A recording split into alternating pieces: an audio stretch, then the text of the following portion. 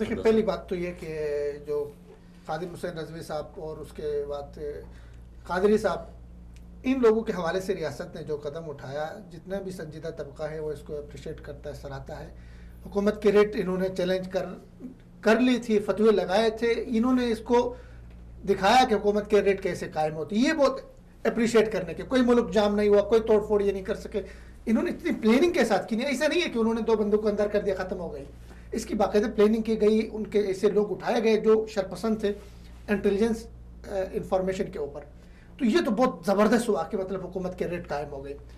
لیکن دوسری بات یہ کہ انہوں نے جو توڑ پھوڑ کر دی اس پہ مقدمات بننے چاہیے، فتو کے اوپر بھی بننے چاہیے. لیکن دہشت گردی کا مقدمہ اور بغاوت کے یہ تھوڑا زیادہ ہو گیا. نہیں، جو انہوں نے بیان دیا تھا یہ تھوڑا زیادہ آرمی کے خلاف جو بیان دیا ہے اس پہ دیکھیں مولویوں کی تقریروں میں وہ امریکہ کو روزانہ توڑ رہے ہوتے ہیں. امریکہ کو توڑ ادھر پاکستان کو توڑنے کے اداروں کے دیکھیں اس میں آ گئے. جو سنگین ترین الزام تھا نا، جو سنگین ترین جس بغاوت پہ اکسایا مولوی صاحب نے، وہ یہ تھی کہ جناب آپ کو پتہ بھی نہیں چلے گا اور جو آپ کے ساتھ کھڑے بندے ہیں وہ کوئی آپ کا خاتمہ کر دے گا.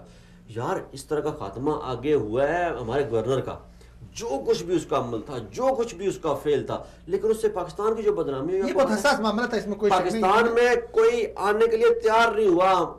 فارن جو کوئی بھی ہیڈ آف اسٹیٹ تھا اس کے بعد نہیں آیا. طیب اردگان آپ کو یاد ہے نواز شریف کی حکومت میں 3 مہینے بعد پاکستان آتے رہے ہیں. وہ صرف اس لیے آتے تھے کہ پاکستان کا دنیا میں امیج بہتر ہو جائے. پاکستان میں کوئی ہیڈ آف اسٹیٹ نہیں آیا.